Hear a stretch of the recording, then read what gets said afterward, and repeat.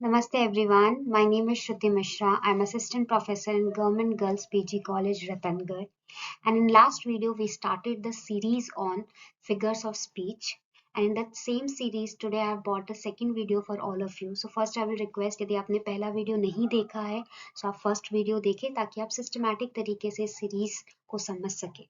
Okay, so today I have brought a second video of that series, and in today's video we'll trying to understand two very important figure of speech that are personification and pathetic fallacy. So let's begin. So personification. I welcome you to the world of personification. And simply, if you understand the word personification, it is a world of humanization. And I'll explain you. So personification is a figure of speech जिसके अंदर इस word से ही आपको समझ में आ रहा होगा आप किसी को पर्सन बनाने की कोशिश करते हैं और वो कौन जब भी हम किसी इनएनिमेट ऑब्जेक्ट को किसी भी हम ऑब्जेक्ट को यदि ह्यूमन क्वालिटीज देते हैं यदि हम उसको पर्सन बनाने की कोशिश करते हैं यदि हम उसमें पर्सन की क्वालिटी डालते हैं इस तरीके से बात करते हैं जैसे वो इंसान रियल में एग्जिस्ट करता है उस डिवाइस को क्या बोला जाता है personification and it is derived from the Latin word persona, which literally means person.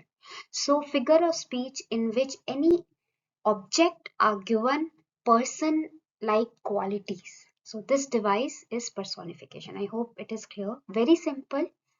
Here, I'll explain you with an example. So, this is a poem written by Sylvia Plath, and in this poem, there's an object, mirror, okay, and mirror, this poem is written from the mirror's perspective, and the mirror is talking as if mirror is a human being, and the poem goes like, I'm silver and exact, I have no preconception, whatever I see I swallow immediately, just as it is unmisted by love or dislike, I'm not cruel, only truthful, the eye of little god four cornered.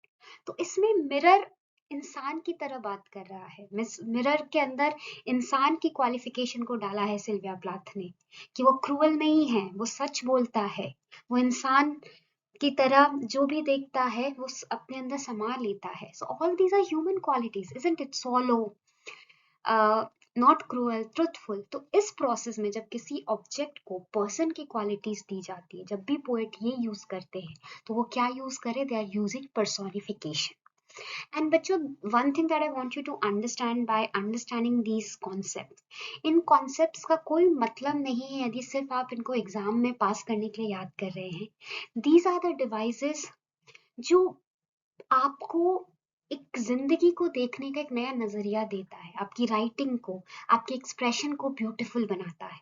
For that purpose यदि आप ये सीख रहे हैं तो आप इसको अपनी लाइफ में इस्तेमाल करने की कोशिश कीजिए.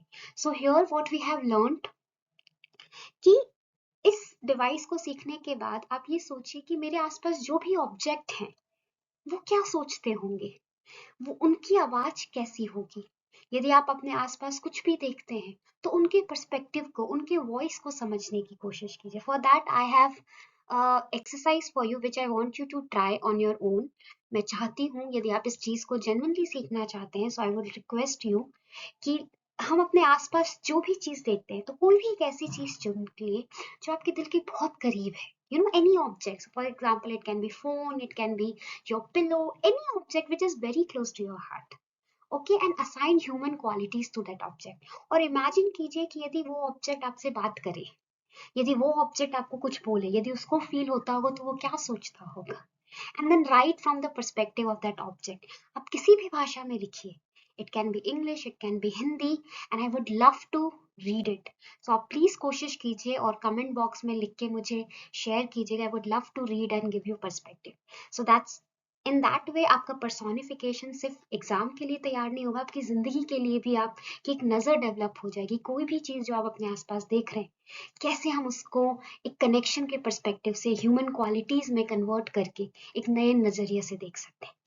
I hope you'll try and share with me, and I'm very excited to read some of your comments. Okay, so let's move further, and here we come to the another concept, pathetic fallacy.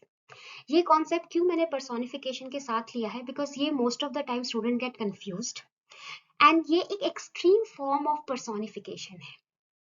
ये personification का ही extreme form है। जैसे last personification में क्या हो रहा था, वहां पे आप इनएनिमेट ऑब्जेक्ट्स को ह्यूमन क्वालिटीज दे रहे थे, बट यहाँ पे इनएनिमेट ऑब्जेक्ट जो है वो स्पेसिफिकली नेचर के अराउंड हो जाता है। सो इनएनिमेट ऑब्जेक्ट वहां पे कोई भी हो सकता है, जैसे फोन हो सकता है, आपका पिलो हो सकता है, बट यहाँ पे इनएनिमेट ऑब्जेक्ट जो होगा वो मोस्ट इंपॉर्टेंटली आपके नेचर से रिलेटेड हो जाएगा। सो नेचर स्पेसिफिक हो जाएगा यहाँ पे, सबसे पहली चीज।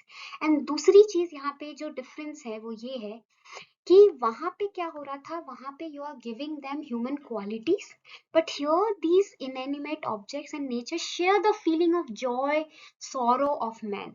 आपने बहुत बार ऐसा महसूस किया होगा कि जब हम खुश होते हैं हमें लगता है पूरा कायनात हमारे साथ खुश है, पूरी प्रकृति हमारे साथ नाच रही है। जब हम दुखी होते हैं तो हमें लगता है सब सुन हो गया है, पूरी धरती रुक गई है, पूरी कायनात रुक गई है।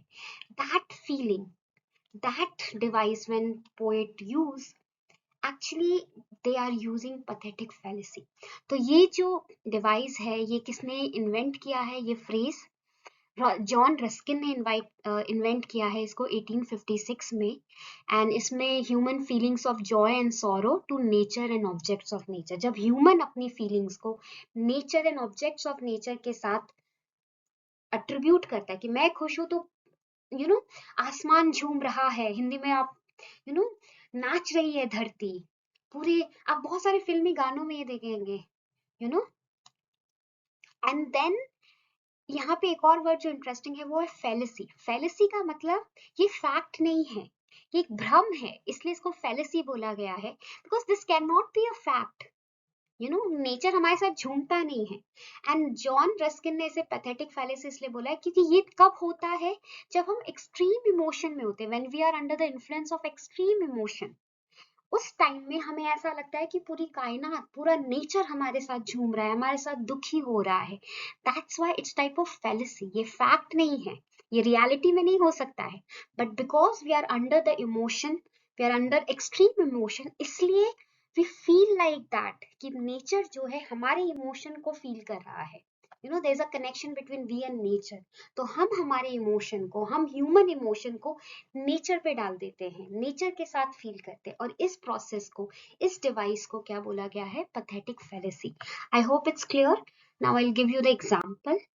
Okay, so for example, earth felt the wound. Nature from her seat, sighing through all her work, gave sign of woe.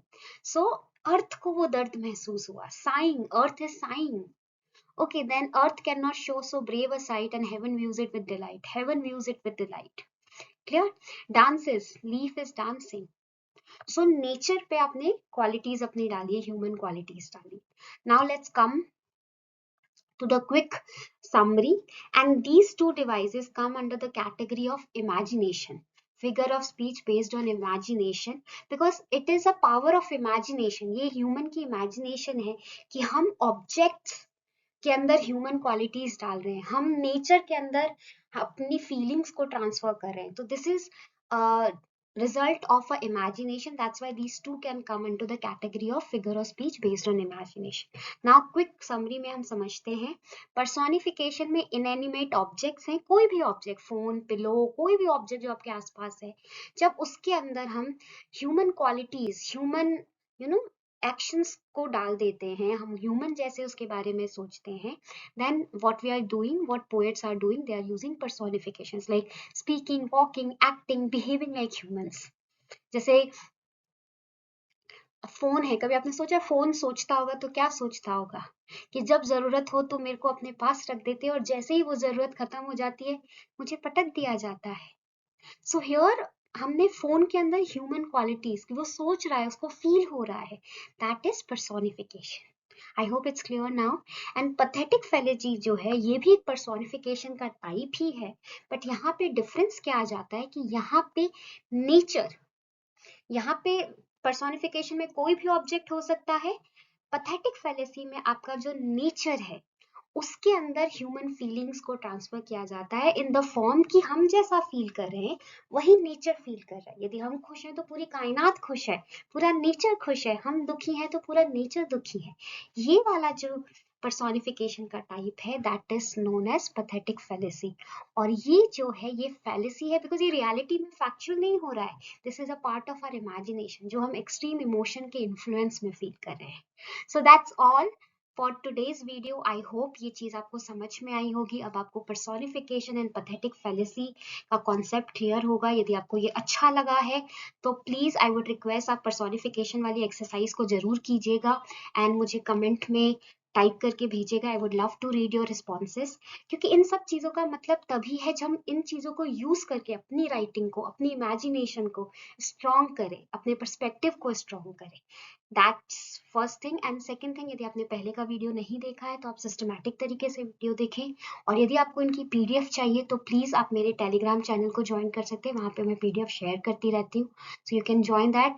And और कोई भी आपको रिक्वेस्ट है जो है, आप प्लीज़ मुझे बताते रहिएगा। यदि आपको ये वीडियो अच्छा भी लग रहा है तो प्लीज़ आप मुझे फीडबैक दीजिएगा, और आपकी आगे कोई रिक्वेस्ट है तो आप मुझे कमेंट में बताते रहिएगा, सो दैट आई नो कि आप क्या समझ रहे हैं, कितना आपको हेल्प हो रहा है। Accordingly, I'll work and try to make my videos more better. So that's all for today. And with this, we have come to the close. Namaste, everyone. Thank you. Bye bye.